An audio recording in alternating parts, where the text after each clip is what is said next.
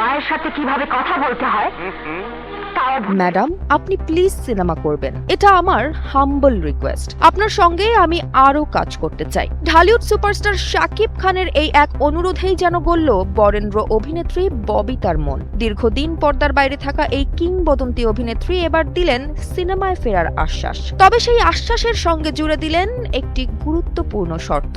সম্প্রতি নিজের জন্মদিন উপলক্ষে একটি টেলিভিশন অনুষ্ঠানে অতিথি হয়েছিলেন ববিতা। সেখানেই যুক্তরাষ্ট্র থেকে ভার্চুয়ালি যোগ দেন শাকিব খান। জন্মদিনের শুভেচ্ছা জানানোর পরই ববিতাকে আবারও বড় পর্দায় দেখতে চাওয়ার ইচ্ছার কথা জানান এই সুপারস্টার। শাকিব বলেন, আপনি প্লিজ সিনেমা করবেন, এটা আমার হাম্বল রিকোয়েস্ট। আপনার সঙ্গে আমি আরো কাজ করতে চাই। শাকিবের এমন আন্তরিক অনুরোধে ইতিবাচক সাড়া দেন ববিতা, তবে স্পষ্ট করে জানান শুধু ক্যামেরার সামনে দাঁড়ানোর জন্য তিনি ফিরতে চান না। ববিতার ভাষায়, আমার কাছে এমন গল্প নিয়ে আসো যেখানে তোমার আর আমার যেন একটা কিছু করণীয় থাকে, মানে চ্যালেঞ্জিং রোল থাকে, তাহলে আমি করব।